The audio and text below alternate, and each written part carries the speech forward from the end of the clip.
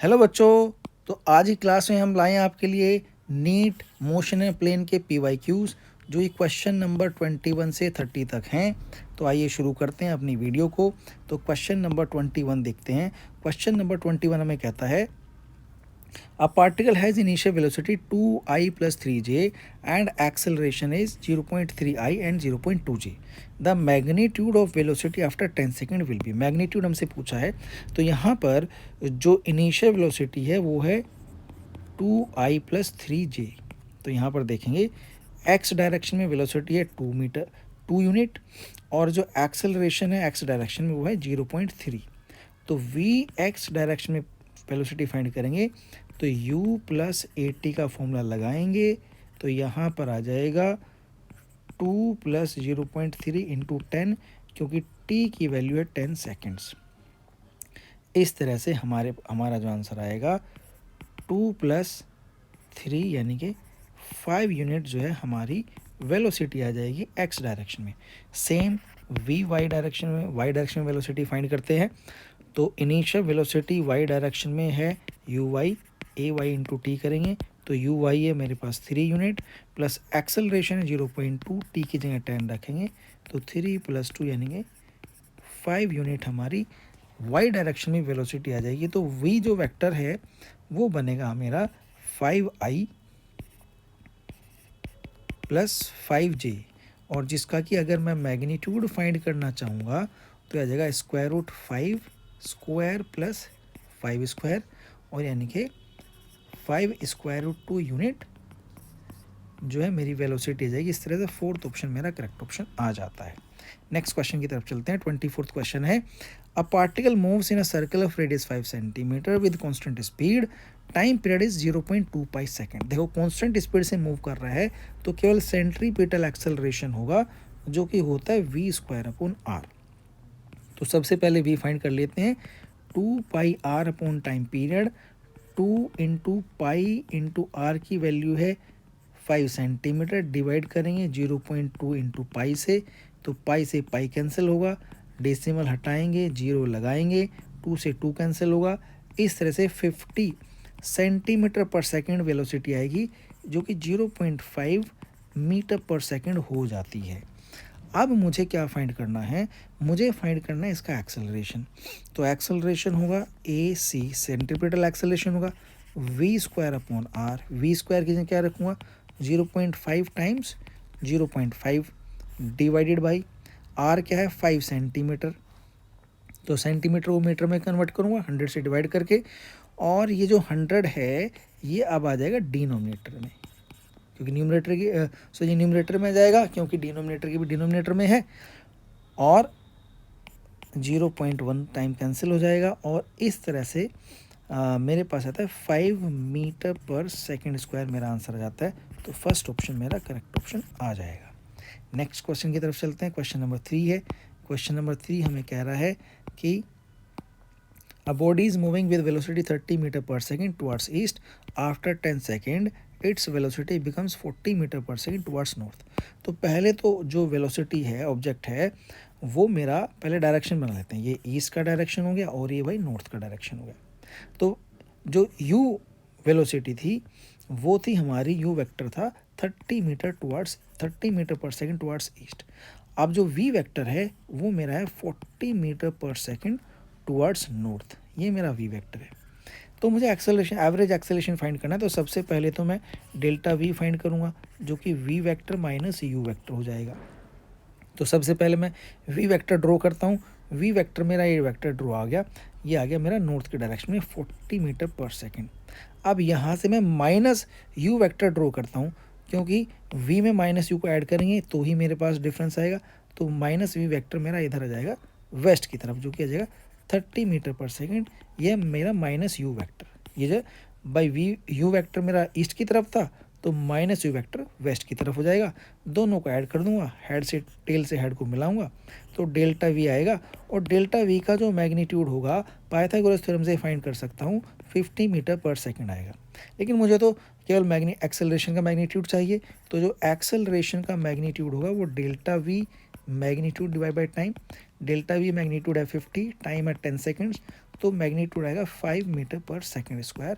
इस तरह से जो एक्सेलरेशन है वो 5 मीटर पर सेकेंड स्क्वायर आ जाएगा, और ये जो है मेरा फर्स्ट ऑप्शन करेक्ट ऑप्शन आ जाता है।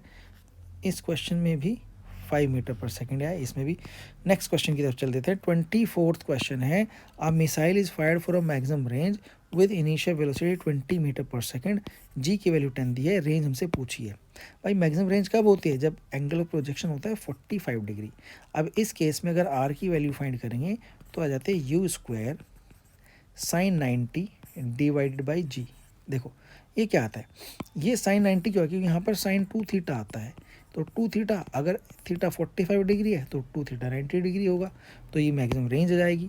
तो मैक्सिमम रेंज जब फाइंड करेंगे, यू स्क्वायर की वैल्यू कितनी है 20 इंटू 20, साइन थीटा की वैल्यू 1, जी की वैल्यू 10, तो यहाँ से 40 मीटर मेरी रेंज आ जाती है, और सेकेंड ऑप्शन करेक्ट ऑप्शन आ जाता है। 25th क्वेश्चन की तरफ चलते हैं। A projectile is fired at angle 45 degree with horizontal elevation angle of the projectile at the highest point पूछा गया है। तो सबसे पहले हम इसकी एक फिगर बना लेते हैं, वही हम प्रोजेक्टाइल बना लेते हैं। तो क्वेश्चन ये कह रहा है, ये हमारा प्रोजेक्टाइल पाथ आ गया इसका।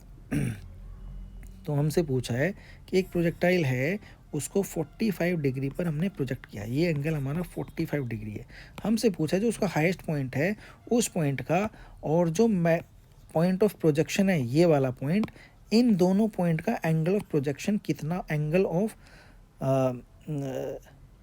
एलिवेशन कितना होगा। तो इसके लिए हम क्या करते हैं, एक ट्रायंगल बना लेते हैं, हाईएस्ट पॉइंट से एक परपेंडिकुलर नीचे की तरफ डालते हैं, और एक ट्रायंगल हमारा ये बन जाता है, ये वाला। और मान लो ये एंगल थीटा है जो कि हमें फाइंड करना है। तो ये हमारी मैक्सिमम रेंज है h, मैक्सिमम हाइट है h, और ये जो होगी ये रेंज का आधा होगा, r/2 होगा। अब क्योंकि एंगल ऑफ प्रोजेक्शन हमारा 45 डिग्री है, तो जो मैक्सिमम हाइट है, मैक्सिमम हाइट होगी हमारी you square sine square 45 degree divide by 2g, ये तो रेंज आ जाएगी। तो जब साइन स्क्वायर 45 को कैलकुलेट करेंगे तो h की रेंज की वैल्यू फाइंड कर लेते हैं यहाँ पर, you square into sine square 45 1/2 हो जाता है, डिवाइड बाई 2g, तो यह आ जाएगा यू स्क्वायर बाई 4g। तो जो मैक्सिमम हाइट है वो तो हमारे पास यू स्क्वायर बाई 4g आ जाती है, इसको ऐसे लिख लेते हैं। अब रेंज की फाइंड कर लेते हैं। अब मुझे रेंज बाई 2 फाइंड करना है ये रेंज बाई 2 मुझे फाइंड करना है, तो इसको भी फाइंड कर लेते हैं। तो रेंज का फॉर्मूला होता है यू स्क्वायर साइन 2 थीटा। अब एंगल ऑफ प्रोजेक्शन है 45 डिग्री, तो यहाँ 2 थीटा अगर मैं लिखूँगा तो 2 थीटा की जगह सीधा 90 डिग्री मैं लिख देता हूँ 90, और डिवाइड कर देता हूँ जी से। तो रेंज आ जाती है मेरे पास यू स्क्वायर साइन 90 की वैल्यू 1 और नीचे जी। लेकिन मुझे क्या फाइंड करना है, मुझे तो रेंज बाई 2 फाइंड करना है। तो रेंज बाई 2 फाइंड करने के लिए इसको 2 से डिवाइड कर देता हूँ, तो यहाँ पर ये यू स्क्वायर बाई 2g आ जाएगा। अब जो tan थीटा की वैल्यू अगर मैं फाइंड करूँ तो h/r/2 आता है। h की value you square by 4g मैंने फाइंड की है, रेंज बाई 2 की value you square by 2g find की है। कैलकुलेट करूँगा तो 1/2 आ जाता है, और यहाँ से थीटा की वैल्यू आ जाती है tan इनवर्स 1/2। इस तरह से मेरा ऑप्शन नंबर 4 करेक्ट ऑप्शन आ जाता है। नेक्स्ट क्वेश्चन की तरफ चलते हैं। Question number 26। क्वेश्चन नंबर 26 आता है 6 vector a to f vector हमें गिवन है, और हमें कोई ऑप्शन करेक्ट इसमें फाइंड करना है। तो इसमें क्या करेंगे, इसमें चेक करेंगे हम। सबसे पहले देखिए पहला option b plus c equal to f, vector b ये रहा और वैक्टर c ये रहा। तो b प्लस सी अगर करेंगे तो जहाँ से b खत्म है वहाँ से c वेक्टर को ड्रॉ करते हैं, तो ये वेक्टर आता है। ये वेक्टर हमारा f नहीं है, -f हो सकता है। तो पहला ऑप्शन हमारा करेक्ट ऑप्शन आ जाता है। सेकंड ऑप्शन को देखते हैं, d प्लस सी करते हैं, तो d वेक्टर ये रहा और c वेक्टर ये रहा। तो d में c को ऐड करते हैं, तो जहाँ से d खत्म वहाँ से c को ड्रॉ करते हैं, तो f वेक्टर हमारा रिजल्टेंट वेक्टर ही आएगा। अब ये वेक्टर जो है ये f के बराबर तो नहीं है, तो इसका मतलब सेकंड ऑप्शन भी करेक्ट है, इनकरेक्ट है। थर्ड ऑप्शन को देखते हैं, d प्लस ई देखते हैं, तो d वेक्टर हमारा ये है, e वेक्टर ये है। तो d जहाँ पर खत्म है वहाँ से e वेक्टर को ड्रॉ करते हैं, तो d यहाँ पर खत्म हो रहा है, यहाँ से e वेक्टर को ड्रॉ किया और टेल से हेड को मिलाया, f वेक्टर के लगभग ही हमारा वेक्टर आ जाएगा, क्योंकि अगर यूनिट वेक्टर ही है तो ये डी प्लस ई हमारा एफ ये करेक्ट हो सकता है। फोर्थ को भी चेक कर लेते हैं एक बार, बी प्लस ई, तो बी वेक्टर ये है, ई वेक्टर ये है, तो जहाँ पर बी खत्म हुआ है वहाँ से ई वेक्टर को ड्रॉ करते हैं, ये ई वेक्टर हो गया और दोनों को ऐड करेंगे तो ये वेक्टर आएगा।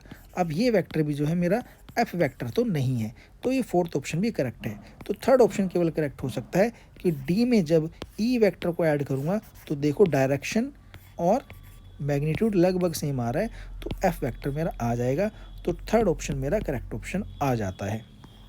नेक्स्ट क्वेश्चन की तरफ चलते हैं।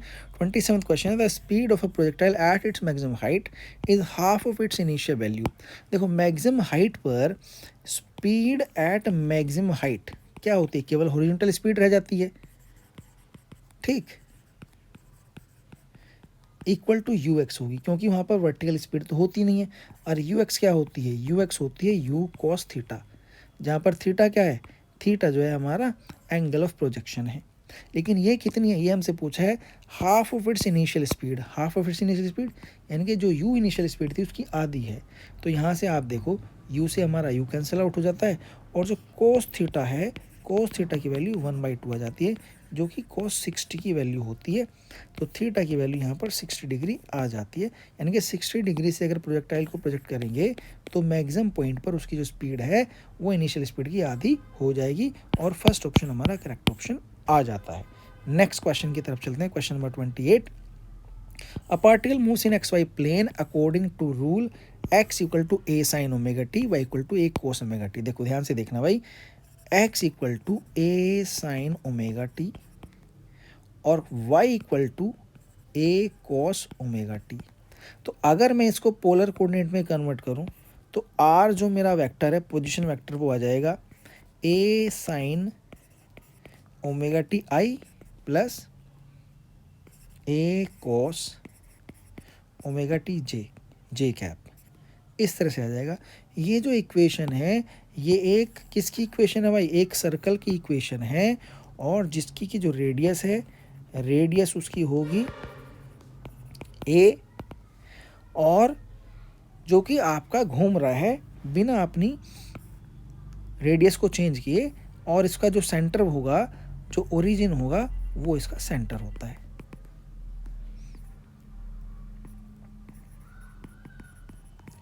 अब अगर ये डायरेक्टली हमारे पास एक सर्कल की इक्वेशन है, कई वीडियो में आपके साथ डिस्कस कर चुका हूँ, तो यहाँ पर डायरेक्टली हमारा आंसर आ जाएगा। देखो कैसे पहचानी जाती है, ये दोनों कंपोनेंट अगर सेम होंगे तो एक सर्कल की इक्वेशन होगी, अगर ये दोनों कंपोनेंट सेम नहीं होंगे, मतलब आई कंपोनेंट का एक्स डायरेक्शन में मैक्सिमम कुछ और है और वाई डायरेक्शन में मैक्सिमम कुछ और है, तो इलिप्स की इक्वेशन होगी, ठीक है। तो यहाँ पर ये हमारी सर्कल की इक्वेशन है, तो कैसा पाथ आएगा, सर्कुलर पाथ आएगा, तो सेकंड ऑप्शन मेरा करेक्ट ऑप्शन आ जाता है।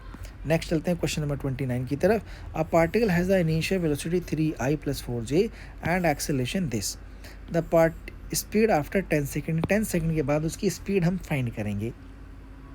तो एक्स डायरेक्शन में जो स्पीड है, इनिशियल स्पीड, वो 3 यूनिट है, ठीक है, 3i है, और एक्स डायरेक्शन का जो एक्सेलरेशन है वो 0.4 है, 4i है। तो वी एक्स फाइंड करेंगे you x plus A x T, you x कितना है 3 प्लस ए एक्स कितना है 0.4 इंटू टी कितना है 10, तो कितना आ गया 3 + 4 = 7 यूनिट, 7 यूनिट आ गया भाई। अब इसी तरह वी वाई फाइंड करेंगे वाई डायरेक्शन में, तो वाई डायरेक्शन में initial velocity plus a y into t, y direction में इनिशियल वेलोसिटी कितनी है 4 यूनिट है, प्लस एक्सेलरेशन कितने हैं 0.3 यूनिट है, इंटू 10 करेंगे तो 4 + 3 आ गया, यानी कि 7 यूनिट्स।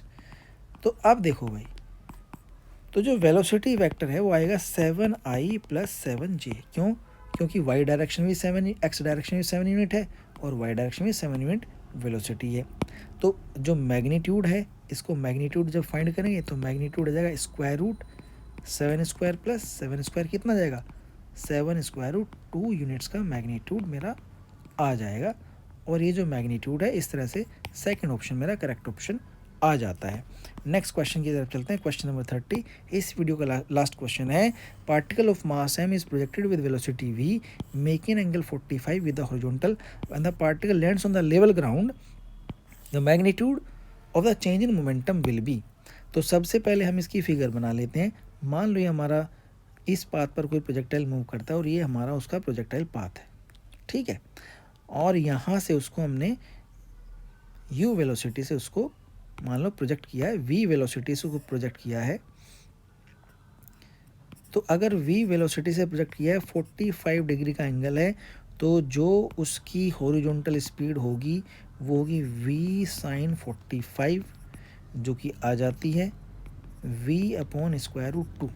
सिमिलरली उसकी जो हॉरिजॉन्टल स्पीड है वो भी v अपॉन स्क्वायर रूट 2 आ जाएगी, ठीक है।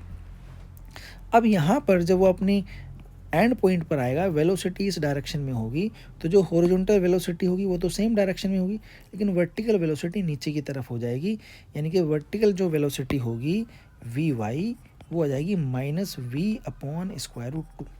तो जो मोमेंटम का चेंज होगा वो केवल वर्टिकल डायरेक्शन में होगा, हॉरिजॉन्टल डायरेक्शन में चेंज इन मोमेंटम नहीं होगा। तो अगर मुझे चेंज इन मोमेंटम फाइंड करना है तो केवल वर्टिकल डायरेक्शन का चेंज इन मोमेंटम फाइंड कर लेता हूँ, जो कि हो जाता है मेरा m v y minus m u y. M common लेता हूँ, वी वाई कितना है भाई, वी वाई तो मेरा ये रहा minus v upon square root 2 minus v upon square root 2 minus m, u y कितना है वी अपॉन स्क्वायर रूट 2, क्योंकि मैंने ऊपर का जो डायरेक्शन है वो पॉजिटिव ले लिया, इसीलिए वेलोसिटी पॉजिटिव है। वी अपॉन स्क्वायर रूट 2 मेरा जो है इनिशियल वेलोसिटी है। कैलकुलेट करता हूँ, minus 2mv upon square root 2, यानी कि जो वैल्यू मेरे पास आ जाती है चेंज इन मोमेंटम की वो माइनस स्क्वायर रूट 2mv आ जाती है। अब ये जो वैल्यू है ये नेगेटिव है, लेकिन मुझसे केवल मैग्नीट्यूड पूछा है, तो मैं नेगेटिव साइन को इग्नोर करूंगा और स्क्वायर रूट 2mv मेरा आंसर आ जाएगा। स्क्वायर रूट 2mv अगर मेरा फोर्थ ऑप्शन में आ रहा है, इस तरह से फोर्थ ऑप्शन मेरा करेक्ट ऑप्शन आ जाता है। मेरे ख्याल से आपको ये सभी क्वेश्चन अच्छे से समझ आए होंगे। इसी के साथ इस वीडियो को एंड करते हैं, मिलते हैं नेक्स्ट वीडियो में। By two all of you.